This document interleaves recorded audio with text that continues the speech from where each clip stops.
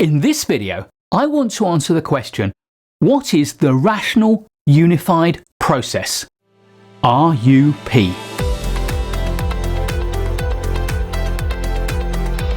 The Rational Unified Process is an agile software development and project management framework. It's used to develop complex software systems and covers the entire software development lifecycle. It was created by Rational Software, which is now a part of IBM.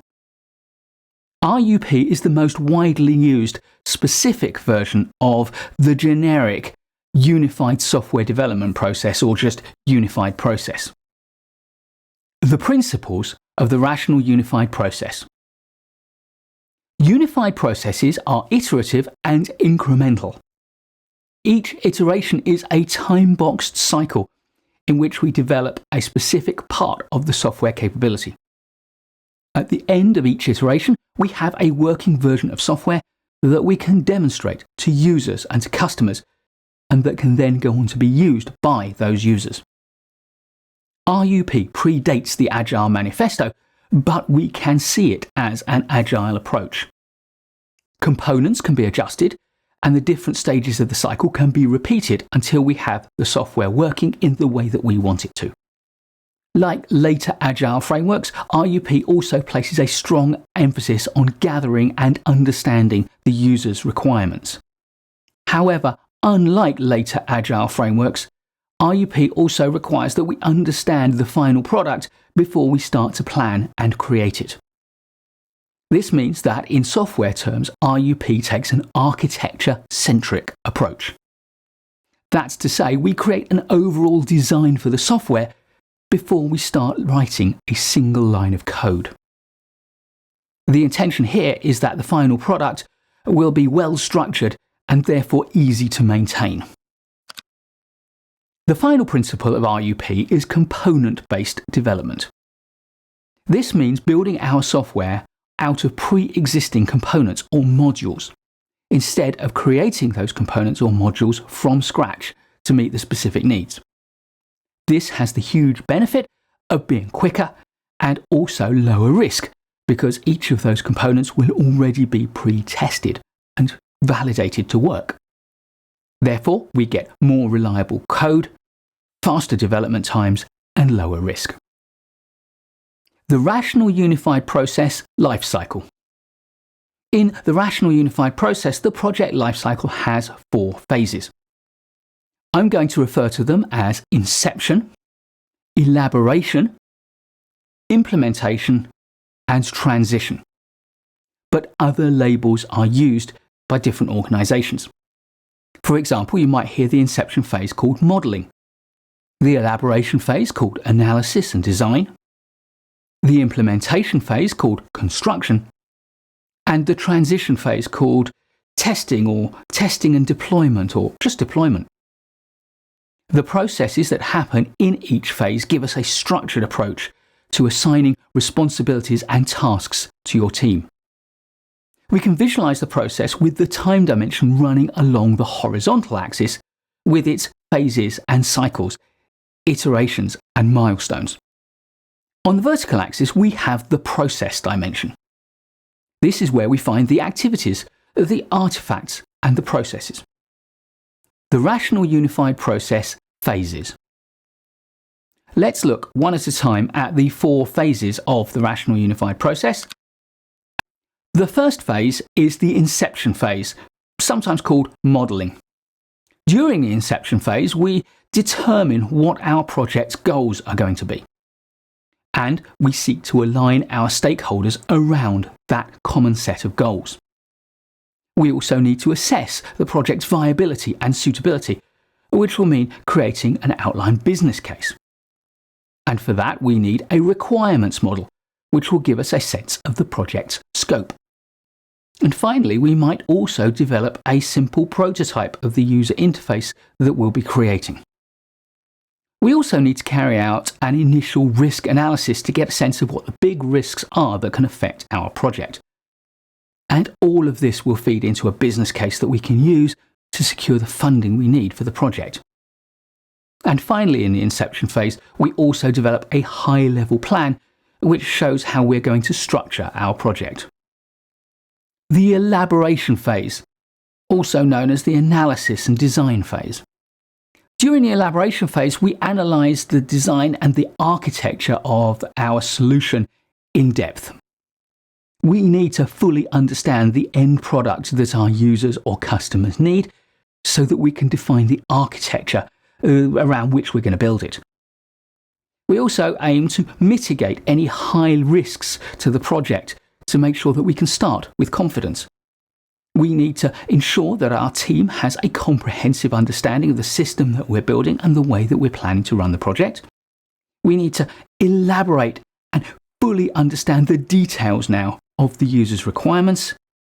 And of course, we'll create a preliminary design for the system that we're going to build. The Implementation Phase, also sometimes known as the Construction Phase. This is, of course, where we develop the software system, and we aim to construct it as far as possible out of pre-existing and pre-tested components that have a high reliability and which we can trust. However, where the features that the users need demand something new, this is also the point where we start to code them. The result in all of this is that the implementation phase tends to be the longest and most complex of the phases in the RUP. It typically takes place over a period of months and is divided into 2-week iterations. During this phase, management processes focus on cost and resource management and, of course, on quality assurance. And once we've built applications or parts of applications, we also test them during the implementation stage. The sequence of testing is typically developing components, followed by component testing, then assembling the components into a working system, followed by system testing. You may also like our video on the software testing process, and I'll put a link to it in the description. The final stage of the RUP development lifecycle marks the transition from development to production. Production is the term that we use for when the software becomes available for use.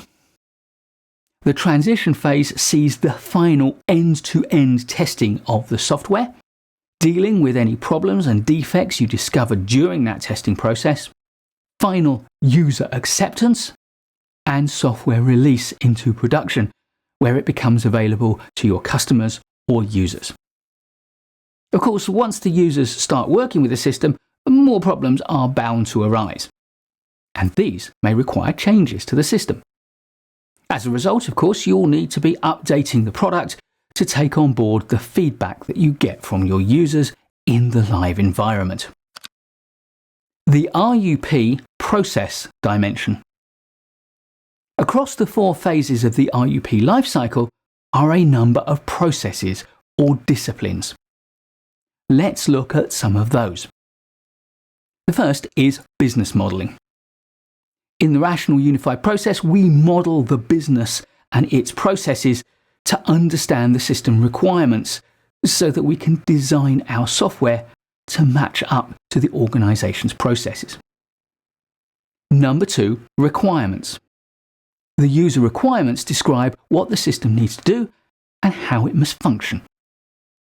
Developers agree the requirements with the users during the inception and elaboration phases. We then document those requirements into a vision document. The third discipline is analysis and design. This is where we articulate how we will build the system to meet the user requirements and to fulfill the quality specifications during the implementation phase.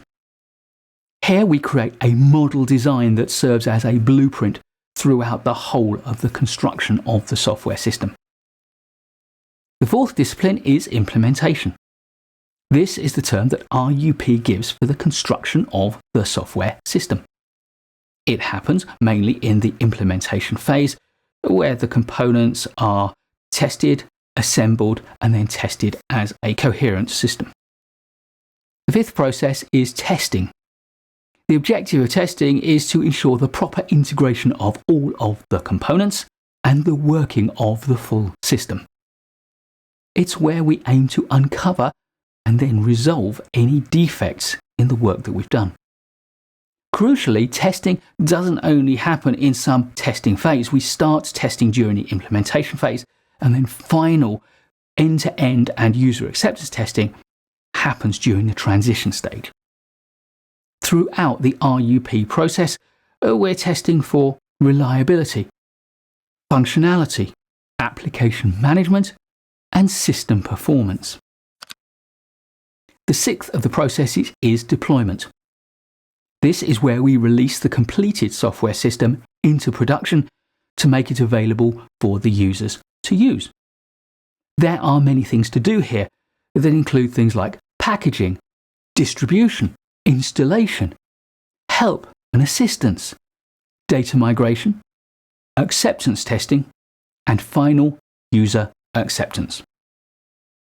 In addition, there are 3 supporting disciplines. Configuration and change management, which is about controlling and tracking scope, functionality, and technical change. Project management, the planning, implementation, and monitoring and controlling of the overall RUP process. And environment, customizing the rational unified process to the specific context in which you're applying it. In summary, RUP is an iterative and incremental software development process. Like traditional project management approaches, it is divided into a number of phases, in this case 4. However, like Agile frameworks, it embraces adaptation and time boxing. RUP is now largely of historical interest. It isn't widely used anymore. But I do think that its blend of agile and predictive approaches is a nice model to understand when you are creating a modern hybrid approach to delivering your project. Please do give this video a like if you've enjoyed it or learned from it. I'll be making loads more great project management videos for you, so please do subscribe to the channel and hit the bell so you don't miss any. And I look forward to seeing you in the next one.